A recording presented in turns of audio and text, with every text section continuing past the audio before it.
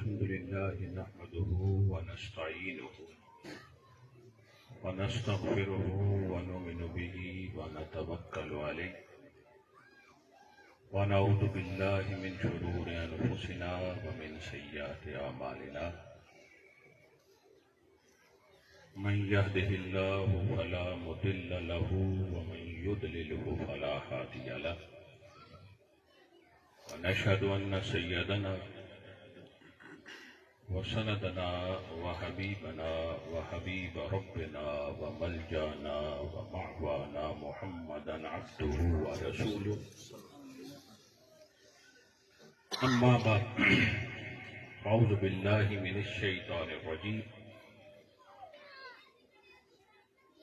بسم الله الرحمن الرحيم ذلك الكتاب لا ريب فيه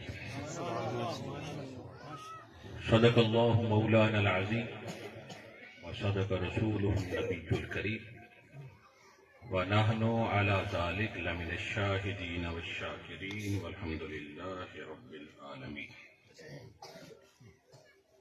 حمد و صلاۃ کے بعد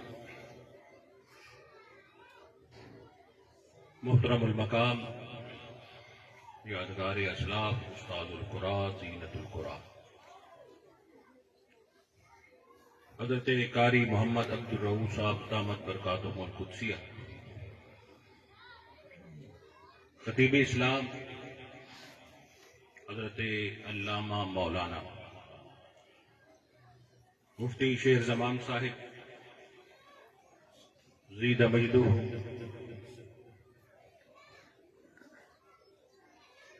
جملہ علماء کرام صوفیاء کرام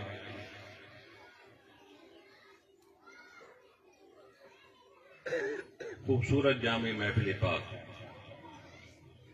ہمارے محب و مخلص احباب کے زیر اہتمام یہ محفل انعقاد پذیر ہے. دعا کرتے ہیں اللہ رب العزت میرا آنا آپ سب کا آنا اپنی بارگاہ کے اندر قبول و منظور فرمائے. حافظ کیسر صاحب اور ان کے عزیزان کو مزید برکتیں عطا فرمائے. حضور کی سچی غلامی عطا فرمائے. دین کی سمجھ عطا فرمائے اور دین پر عمل کرنے کی توفیق عطا فرمائے. دوستو، عظیم اجتماع ہے اور عظیم پڑھے لکھے علماء موجود ہیں جن کی وجہ سے اس محفل کو چار چاند لگے ہوئے ہیں.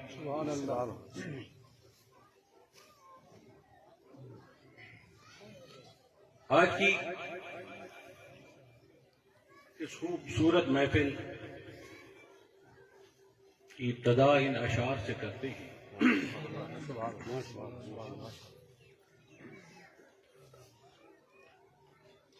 ہر صورت وچ دیدار ڈٹھم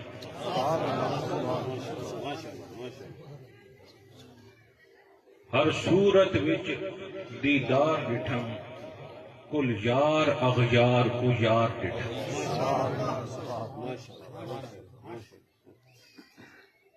خواجہ غلام فرید صاحب کوٹ مٹھن والے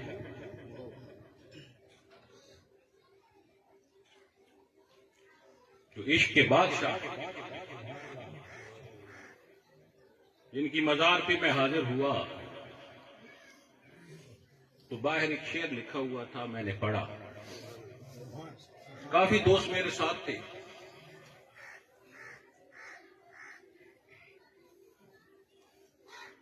تو وہ شعر پڑھنے کے بعد میں نے ان دوستوں سے کہا کہ میرا کام تو اسی دروازے پہ ہو گیا ہے. آپ اگر چاہتے ہیں تو اندر ہو آتے ہیں. وہ شعر یہ تھا، خلقت نو جیندی گول ہے، خلقت نو جیندی گول ہے، ہر دم فرید دیکھو. سبحان اللہ. وہ فرماتے ہیں ہر صورت وچ دیدار ڈٹھم کل یار اغیار کو یار. جدھر دیکھتا ہوں تیرے جلوے نظر آتے ہیں. سبحان اللہ. اپنا ہے پرایا ہے یار کے جلوے نظر آتے ہیں. بنانے والا یاد رکھو تخلیق کا کمال نہیں ہوتا خالق کا کمال. یہ میز ہے میز، اس میز کا کمال نہیں ہے جس نے اسے بنایا ہے اس کا کمال ہے جس نے ہر چیز کو سنبھالا ہوا. ہر صورت وچ دیدار ڈٹھم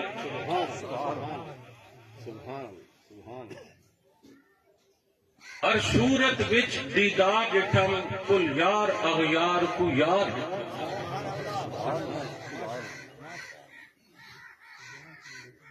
آگے فرماتے ہیں کتنے منطق ناو تے صرف ڈٹھا. منطق ناو آپ کو پتہ ہے علماء بیٹھے. کتنے منطق ناو تے صرف ڈٹھم یعنی کتاب پڑھنے والے کتابیں دیکھتی ہیں. کتنے منطق ناو تے صرف ڈٹھم کتنے اسم تے فعل تے حرف ڈٹھم. ایسے کہنا اسم فعل حرف اسی طرح ہے نا. اور وہی ہوتا ہے لا تدل علی ما لم فی نفسہ.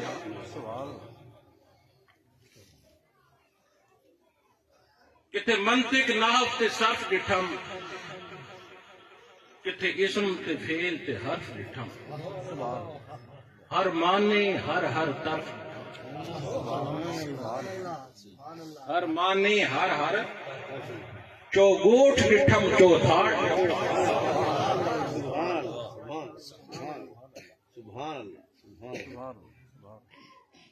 آگے کیا فرماتے ہیں وہ اعلیٰ اعلیٰ شان ڈٹھم بڑی شانوں والے. وہ اعلیٰ اعلیٰ شان ڈٹھم ابو بکر عمر عثمان ڈٹھم. ابو بکر عمر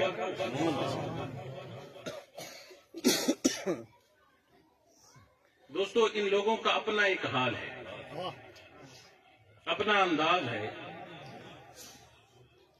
یہ جدھر نگاہ اٹھاتے ہیں تو تخلیق کو نہیں دیکھتے اس خالق کو دیکھتے ہیں کہ اس خالق نے اسے بنایا کیسے.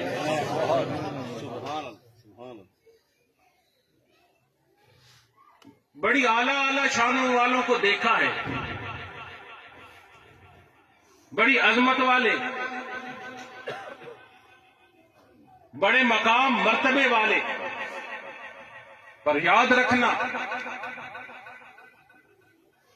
اللہ رب العزت نے جو شانی جو عظمتیں جو رفتیں جو مقام اللہ نے اپنے محبوبوں کو عطا کیے ہیں ایسی شانیں کسی کو نہیں.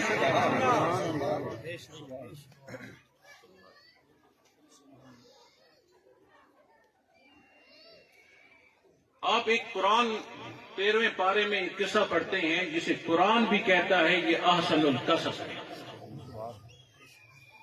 احسن القصص سب سے اچھا قصہ.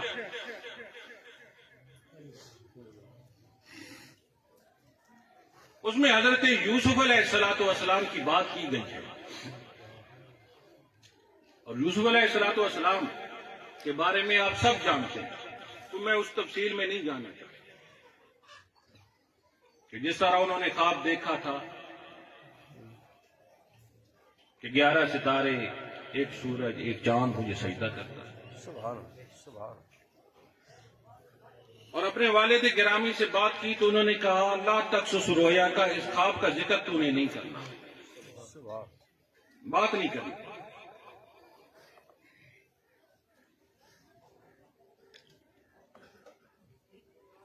پھر آپ کو پتا ہے کہ ان کے بھائیوں نے انہیں کنویں میں ڈال دیا تھا. پھر وہاں سے قافلہ آیا، ان کو لے گیا سبحان اللہ. اور مصر کے بازار میں ان کی قیمت لگی، خریدا گیا. پھر عزیز مصر کے گھر رہے، پھر ناحق 12 سال جیل کاٹی. نکلے تو کہا یہ زندوں کا قبرستان ہے. یہ سارے پروسیس سے وہ گزرے.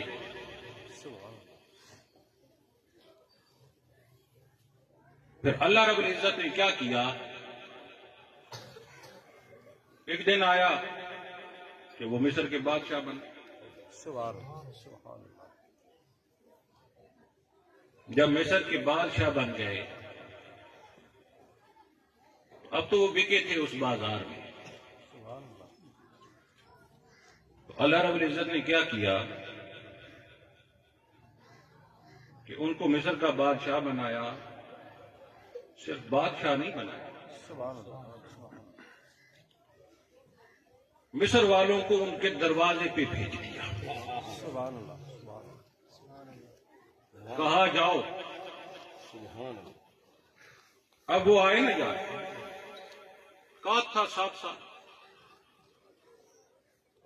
دولت لے کے آئے، کرنسی جو تھی اس وقت یوسف علیہ السلام کو دیتے، اور دینے کے بعد کہتے کہ آپ ہمیں دانے دیں، گندم دیں تاکہ ہم کھائیں. سبحان اللہ. سبحان اللہ. یوسف علیہ السلام کیا کرتے؟ کرنسی لے لیتے تھے اور پھر ان کو گندم دے دیتے تھے. سبحان اللہ. سال بیتا، مصر والوں کے پاس اس وقت کی جو کرنسی تھی وہ ختم ہو گئی. سبحان اللہ. اس کے مالک یوسف علیہ السلام. دوسرا سال آیا نہیں جا. پھر گندم کی ضرورت تھی، 7 سال جو قحط تھا. پھر وہ آئے. اب ان کے پاس کیا تھی؟ جیولری تھی، سونا تھا. وہ لے کے آتے اور یوسف علیہ السلام کو سونا دیتے، ہیرے سونے ان کو دیتے اور کہتے گندم دیتے. سبحان اللہ. آپ گندم دے دیتے، وہ لے لیتے. 2 سال بیتے. تیسرا سال آیا. اب مصر والوں نے کیا کیا؟ ان کی جائیدادوں کی جو ڈاکومنٹس تھے، کاغذات تھے، جو ان کی جائیدادیں تھیں، وہ لے کے آ کے یوسف علیہ السلام کو دیتے اور کہتے یہ لے لیں اور بدلے میں کیا کریں کہ ہمیں گندم دے دیں. آپ نے لے لیے اور بدلے میں گندم دے دیں. 3 سال بیت گئے. چوتھا سال آیا تو اب کیا تھا؟ ان کے پاس مال مویشی، بکریاں، گائے، یہ جو تھے بچ گئے، وہ لے کے آتے. بکریاں، گائے آ کے یوسف علیہ السلام کو دیتے اور کہتے گندم دے دیجیے. 4 سال بیتے تو مصر والوں کے پاس بکریاں ختم ہو گئیں، گائے ختم ہو گئی. وہ یوسف علیہ السلام کو دے آئے اور بدلے میں گندم لے کے کھا گئے. ابھی 3 سال باقی تھے. 3 سال باقی تھے. ان کے پاس تھے غلام،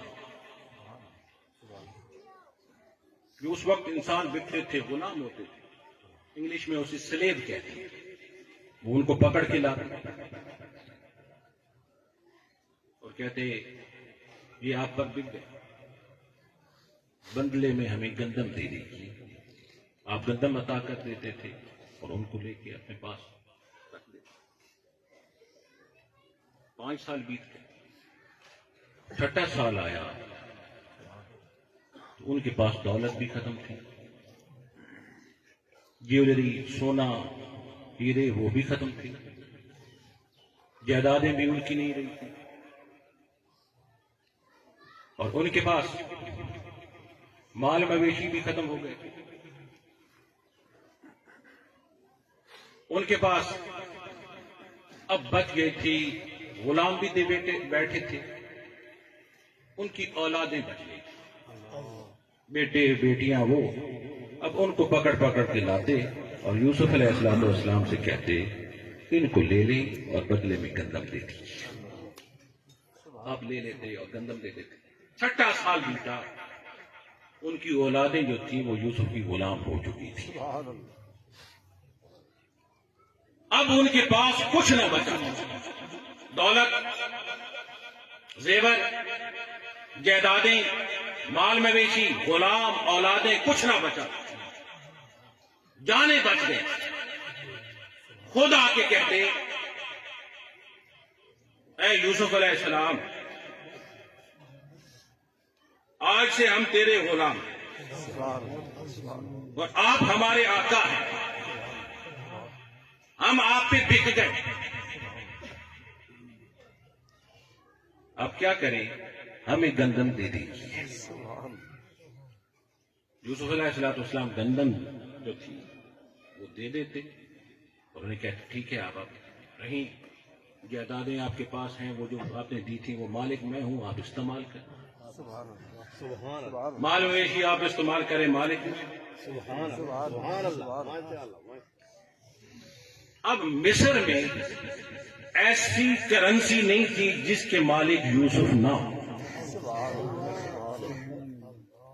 ایسا سونا نہیں تھا جس کے مالک یوسف نہ ہو، ایسی جائیداد نہ تھی جس کے مالک یوسف نہ ہو، ایسے مال مویشی نہیں تھے جس کے مالک یوسف نہ ہو، ایسے غلام نہیں تھے جن کے آقا یوسف نہ ہو، مصر والوں کی ایسی اولادیں نہیں تھیں جن کے آقا یوسف نہ ہو، اور مصر والے ایسے نہیں تھے جن کے آقا یوسف نہ ہو۔ سارے مصر کو اللہ نے اٹھا کے یوسف کا غلام کر دیا، اس لیے کل یہ نہ کہے کہ مصر والوں کا یوسف غلام تھا، سارے مصر کو اٹھا کے یوسف کا غلام کر دیا۔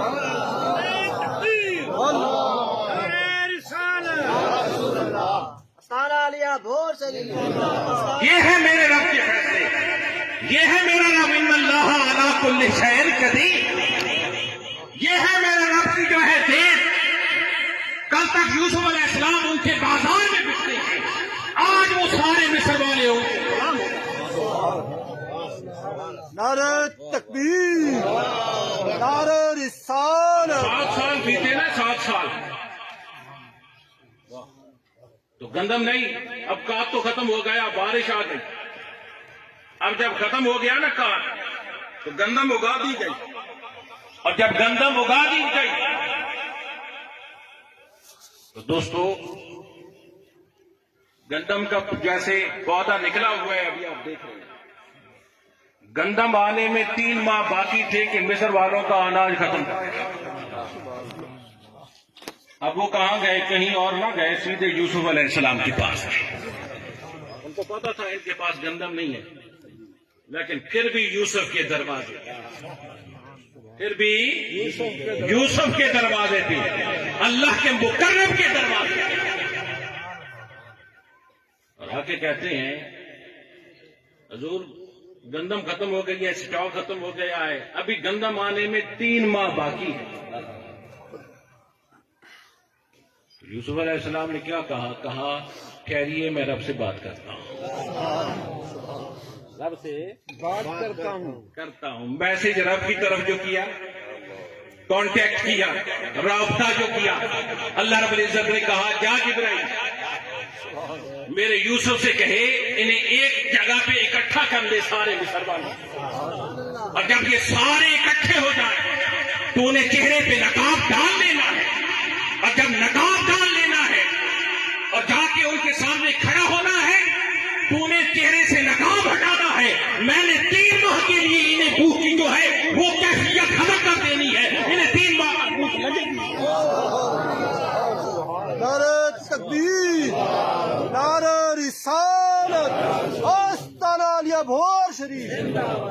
دوستو یوسف علیہ السلام نے انہیں ایک جگہ جمع کیا، جمع کرنے کے بعد آپ گئے، نقاب ڈالا ہوا تھا، جیسے نقاب ڈالا ہوا تھا یوسف علیہ السلام وہاں جا کے پہنچے، نقاب کو ہٹایا، نقاب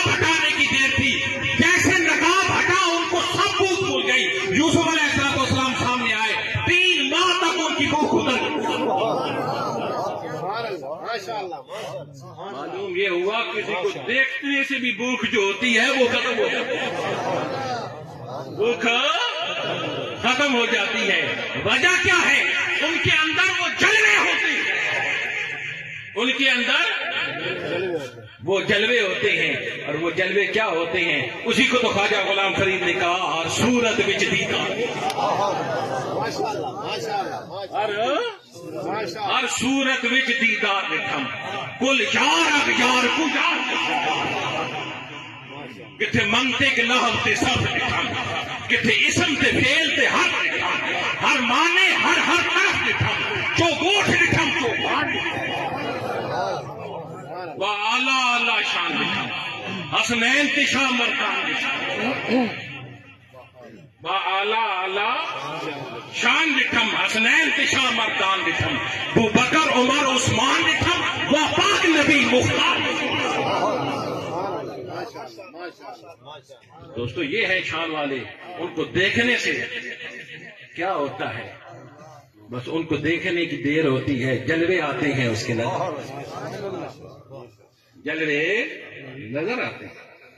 یہی جلوے تو حضرت اسید ابن حضیر نے قرآن پڑھتے ہوئے دیکھے، یہی جلوے اسید ابن حضیر نے قرآن پڑھتے ہوئے دیکھے تھے۔ جو قرآن پڑھتا ہے رات کو اس کا کیا رنگ ہوتا ہے جان؟ حضرت اسید ابن حضیر رات کو قرآن کی تلاوت کر رہے تھے، اور تلاوت کرتے کرتے اچانک آپ کا گھوڑا بندھا ہوا تھا، وہ اس میں حرکت آ گئی، جنبش آ گئی، اور جب جنبش آ گئی حدیث پاک میں آتا ہے تو اسید ابن حضیر کہتے ہیں مجھے ایسے لگتا تھا ابھی اپنے پاؤں جو ہے میرے بیٹا جو ساتھ سویا ہوا ہے اس کے اوپر دیکھا تو اس میں حرکت ہے گھوڑے کے اندر۔ حضرت اسید ابن حضیر نے قرآن کی تلاوت رکی، جیسے رکی اب آرام سے کھڑا ہو گیا۔ دوستو قرآن پڑھتے تھے اس میں حرکت آتی اور روکتے تھے تو وہ رک جاتا تھا۔ اسی حال میں باہر نکلے تو آسمانوں کی طرف دیکھا تو آسمان موجود نہیں، آسمان موجود نہیں تھا، آسمان موجود نہیں ہے۔ حیران آج آسمان کدھر چلا گیا؟ ہر طرف روشنیاں نظر آتی تھیں، لائٹس چل رہی، اندر آئے کیا ماجرا ہے؟ میں قرآن پڑھتا ہوں، گھوڑے میں حرکت آتی ہے، عجیب رات میں باہر نکلتا ہوں تو آسمان نظر نہیں آتا۔ کسی کشمکش میں جا رات بیت گئی، فجر کی آذان ہو گئی، فجر کی آذان ہوتی ہے۔ اسید ابن حضیر خیال کرتے ہیں عجیب واقعہ ہوا ہے، وضو کرتا ہوں، نماز کے لیے تیاری کرتا ہوں، جلدی جلدی مسجد نبوی پہنچ کے سرکار سے عرض کرتا ہوں معاملہ کیا ہے، معاملہ کیا ہے؟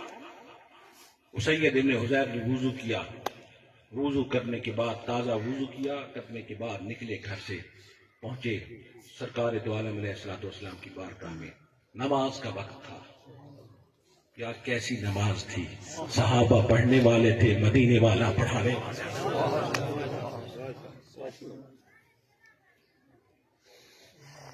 دوستو سرکار تشریف لائے، مصلی امامت پہ کھڑے ہوئے،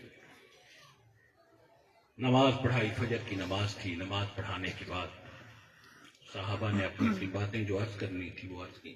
سید ابن حضیر کی بھی باری آ گئی، عرض کی حضور آج رات کو عجیب معاملہ ہوا، عجیب معاملہ ہوا، میں قرآن پڑھ رہا تھا، اچانک میرے گھوڑا جو تھا وہ جمپ لگانے لگ گیا، حرکت آ گئی، جنبش آ گئی، باہر نکلا تو آسمان نہیں تھا، ہر طرف روشنیاں نظر آتی تھی مجھے۔ یا رسول اللہ کیا ماجرا ہے، کیا معاملہ ہے؟ میرے آقا علیہ الصلوۃ والسلام نے کیا فرمایا؟ فرمایا سید ابن حضیر قرآن پڑھا،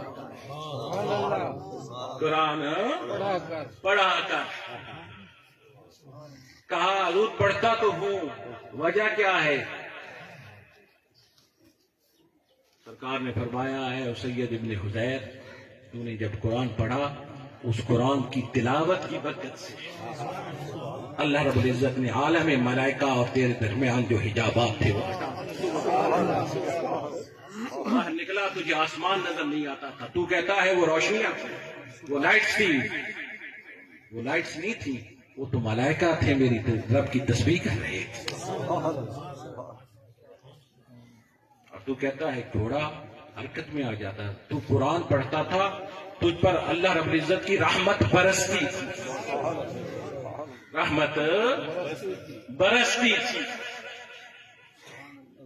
رحمت برستی جیسے رحمت برستی تھی تو کیا ہے رحمت برستی تھی تو تجھ پر بھی برستی تھی تیرے ساتھ گھوڑا جو بندھا ہوا تھا وہ بھی خالی نہ رہتا تھا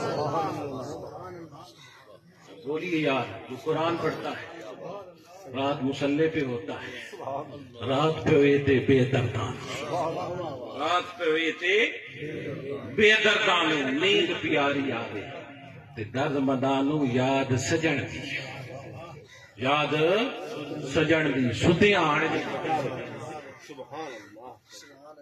اور سید ابن حذیر نے قرآن پڑھا اور اللہ رب العزت نے ان کی پر تجلیات کی بارش تجلیات کی بارش کی اور جب تجلیات کی بارش کی تو وہ تجلیات حضرت سید ابن حذیر پر جو گری دنیا میں اسی دنیا میں رہتے ہوئے عالم ملائکہ کو دیکھ رہے ہیں عالم ملائکہ کو دیکھ رہے ہیں نا کہ اللہ نے تیرے سامنے سرکار نے فرمایا حجابات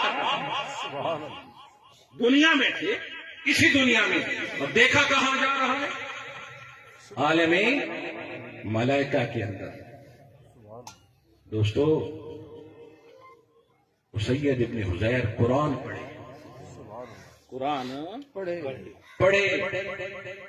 تو اس کے درمیان عالم ملائکہ اور اس کے درمیان حجابات ہٹ جاتے ہیں اور مدینے والے کی کیا شان ہے جس کی وجہ سے سارے شان والوں کو شانیں ملی عظمتیں ملی ہیں رفتیں ملی ہیں قرآن انہی کی رحمان کا فتح انہی کے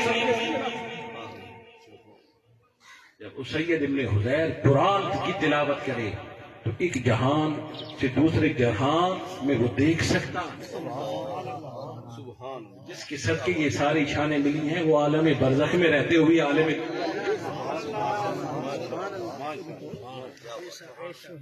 اور وہ گھوڑا جس میں حرکت آ گئی وہ تو جانور تھا اشرف المخلوقات تو نہیں تھا جانور تھا جانور تھا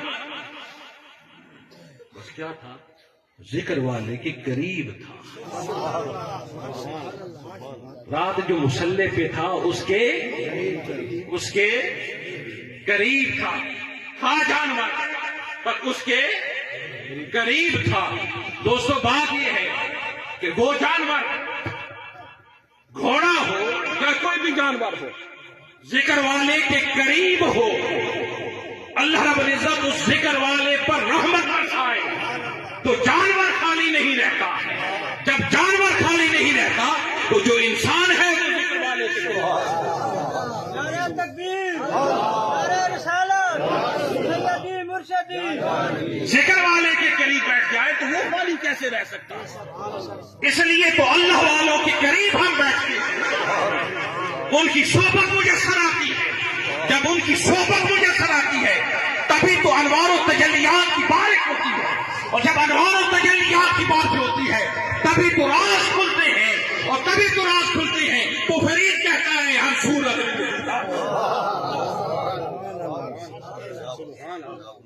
ہر صورت وچ دیدار تبھی تو راز کھلتے ہیں تو پھر ہر جگہ یار کی جلوے نظر آتے ہیں ہر طرف جس چھو دیکھتا ہے ادھر یار کے جلوے ہی جلوے ہوتے ہیں اور اس میں گم رہتا ہے اور جب اس میں گم رہتا ہے تو ایک دن ان جلووں میں گم رہ کے یہ حال ہو جاتا ہے وہ خود بھی گم ہو جاتا ہے میں کس کی لوں خبر مجھے اپنی خبر نہیں میں کس کی لوں خبر مجھے اپنی خبر نہیں اسے خبر نہیں رہتی بس وہ اس میں ایسا گم ہوتا ہے، بس اسی کی جلوں میں بس سر جھکائے رہتا ہے، اور جب سر جھکائے رہتا ہے دل میں ہے تصویر یار، جب چاہی گردن جھکائی دیکھ لی۔ بس سر جھکاتا ہے، ادھر سر جھکاتا ہے، بس سر جھکانے کی دیر ہوتی ہے، اندر کی جو نشریات ہوتی ہیں وہ چل پڑتی ہے۔ اب یہاں فاصلے مانا نہیں رکھتے ہیں، ڈسٹینس معاملہ جو ہے مانا نہیں رکھتی، دوریاں مانے نہیں رکھتی۔ عام سا موبائل ہے یار، انسان کی ایجاد ہے، کوئی امریکہ میں بیٹھا ہے یا کوئی یورپ میں بیٹھا ہے، جہاں بھی ہے بس وہ ہاں نیٹ آن کرتا ہے، ادھر سے آپ اسے دیکھتے ہیں، وہ آپ کو دیکھتا ہے۔ یہ انسان کی ایجاد ہے، اور جن پہ کرم ہوتا ہے یار یہ تو رسول اللہ یہ سر جھکاتے ہیں۔ اب جب سر جھکاتے ہیں پھر کیا کہتے ہیں؟ یا ساریت الجبل، اے ساریہ پہاڑ کی طرف ہو جا۔ بس دوری وہاں مانا نہیں رکھتی، وہاں کچھ بھی مانا نہیں ہوتا، بس سر جھکتا ہے، تصویر یار سامنے آتی ہے، تصویر یار سامنے آتی ہے۔ پر یہ منزل ملتی کیسے ہے؟ کیسے ملتی ہے؟ دوستو اللہ نے دو ہی بھیجے، ایک قرآن بھیجا، ایک صاحب قرآن بھیجا۔ ایک قرآن بھیجا اور ایک صاحب قرآن بھیجا۔ قرآن کی جس نے تلاوت کی وہ تو قاری بن گیا، وہ تو مصطفیٰ کی جس نے زیارت کی وہ صحابی۔ ایک کی ستریں کالی تھی، دوسرے کی زلفیں کالی تھی۔ دوستو قرآن کیا تھا؟ اللہ رب العزت نے کتاب بھی بھیجی میرے آقا کو،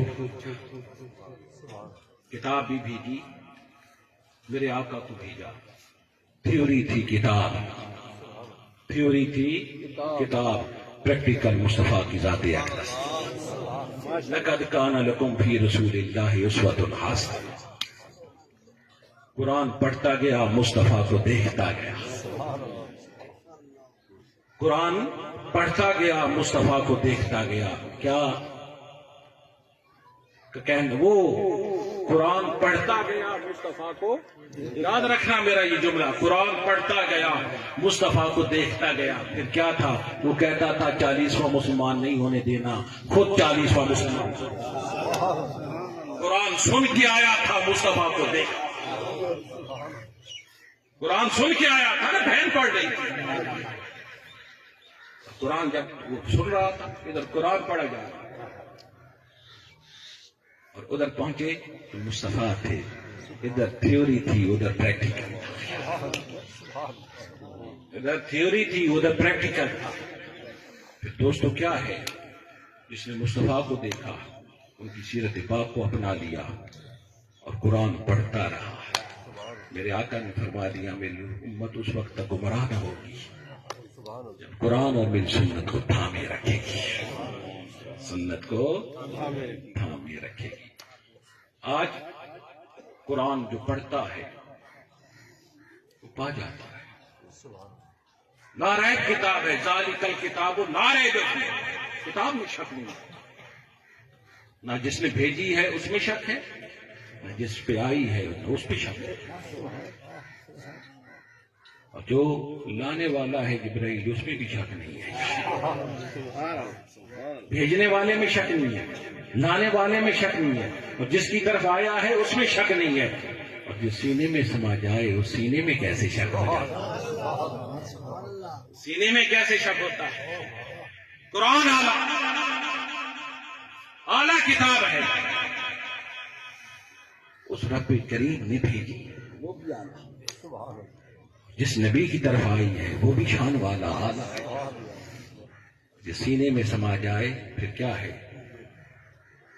اس کو کیا شان ملتی ہے؟ خیرکم من تعلم القرآن وعلمہ، بہتر وہ ہے تم میں سے، اچھا وہ ہے جو قرآن پڑھتا بھی ہے پڑھاتا بھی ہے۔ قرآن پڑھتا رہتا ہے، وہ کبھی اس کا ذہن خراب نہیں ہوتا، پاگل نہیں ہوتا۔ آپ نے دیکھا ہوگا کئی بزرگوں کی، آپ نے دیکھا ہوگا آپ کے دادا پردادا، ان کو دیکھا ہوگا ان کے ذہن سلامت ہوتے ہیں۔ آخری دن تک ان کے ذہن سلامت رہے. وجہ کیا ہے؟ قرآن پڑھتے ہیں. آج کی جنریشن کو بس دوسرے اگلے دن بات بھول جاتی ہے, کوئی پتہ نہیں ہے, کام بھیجو تو وہ اور سے اور کرتے. وجہ کیا ہے؟ قرآن سے رابطہ. ذہن کو سلام رکھو, ذہن کو سلام رکھو, قرآن پڑھتے رہو. قرآن پڑھو گے کبھی گمراہ نہ ہوگے. کتاب میں شک نہیں ہے, جس نبی پہ آئی ہے اس میں بھی شک نہیں. بس دو ہی ہے, مصطفیٰ کی سیرت کو سامنے رکھو, قرآن کی تلاوت. دوستو, اللہ رب العزت کی بارگاہ میں دعا ہے, اللہ میرا آنا, آپ سب کا آنا اپنی بارگاہ لاجزال کے اندر قبول و منظور فرمائے, حضور کی سچی غلامی عطا فرمائے. ہم پر بزرگوں کا فیض قائم رکھے. آمین. اپنی اولادوں کو دین پڑھو, وابستہ رکھو. آج ایک حافظ قرآن نے حفظ کیا ہے, اس کی حفظ کرنے کی خوشی میں اولاد کو قرآن پڑھاؤ, دین پڑھاؤ, کتابیں پڑھاؤ. آج بڑی بڑی ڈگریاں اٹھا کے جو بے روزگار ہیں, کسی مولوی کو بے روزگار دیکھا ہے؟ کہتے ہو مہنگائی زیادہ ہو گئی ہے. کسی مولوی نے کبھی کہا ہے مہنگائی زیادہ ہو گئی؟ جو خدا کا ہو جاتا ہے خدا اس کا ہو جاتا ہے, خدا کا ہو جاتا ہے. اور ان کی سیٹسفیکشن دیکھیے, مطمئن ہونا ہے ان کا. کتنے مطمئن ہوتے ہیں, چہرے چمک رہے ہیں. دیکھیے ان کے چہرے, بائیں بائیں میرے بھائی کتنے مطمئن ہیں, سیٹسفائیڈ ہیں, کتنے سیٹسفیکشن ان کے چہرے سے جھلک رہی ہے. کیا ان کی اولادیں نہیں ہیں, اسی معاشرے میں نہیں رہتے؟ کیوں مطمئن ہیں؟ بس قرآن سے اور قرآن والے سے رابطہ. اولادوں کو دین پڑھاؤ, دین سکھاؤ. ضرورت ہے دین سکھانے. مدارس سے وابستہ رہو, خود بھی آؤ, اولادوں کو بھی لے جاؤ. کل قیامت کا دن ہوگا, آپ کو رب بلائے گا اور کہے گا اس کے سر پہ تاج رکھ دو, تاج رکھ دو. بندہ عرض کر گیا, یا اللہ میرا عمل تو ایسا نہیں ہے کہ مجھ پہ تاج رکھا, یہ کیا معاملہ ہے؟ کہا تیری وجہ سے تاج نہیں رکھ رہا, تو نے جو حافظ قرآن بیٹے کو بنایا تھا اس لیے یہ تاج رکھا تھا. حافظ قرآن بناؤ, پڑھاؤ, اور صرف حافظ قرآن بھی نہ بناؤ, ساتھ ساتھ درس سے نظامی پڑھاؤ, دین پڑھاؤ, علماء کے پاس بٹھاؤ, سکھاؤ. آج اولادیں بے ادب ہو گئی ہیں, باپ کی بات نہیں مانتی, ماں کی بات نہیں مانتی, لوگ پریشان ہیں. اور جنہوں نے دین پڑھایا ہے, میں یوں کہوں آپ کو, جو یونیورسٹی کالج میں پڑھتا ہے افسر بن جاتا ہے, اگر بن بھی گیا تو آپ پاکستان میں تو آپ بڑا مشکل ہوتا جا رہا ہے. ماں باپ ڈرتے رہتے ہیں کہ یہ کہیں مجھ سے ناراض نہ ہو جائے. ٹھیک ہے, جس نے دین پڑھا ہے وہ ڈرتا رہتا ہے ماں باپ ناراض نہ ہو جائے. پتہ ہے اس کی ماں کی قدموں تلے جنت ہے. اس باپ نے دعا مانگنی ہے, اس کے سفید بالوں کا حیا کرتے ہوئے اللہ نے قبول کر. دوستو, اللہ رب العزت عزیزم کیسر صاحب برکتیں عطا فرمائے. انہوں نے یہاں ہمیں جمع کیا, ان کے علم میں ذوق میں برکتیں عطا فرمائے. جو دور سے آئے نزدیک سے آئے سب کی حاضری کو قبول فرمائے. وما علینا الا البلاغ المبین. دعا خیر. آمین. الحمدللہ رب العالمین.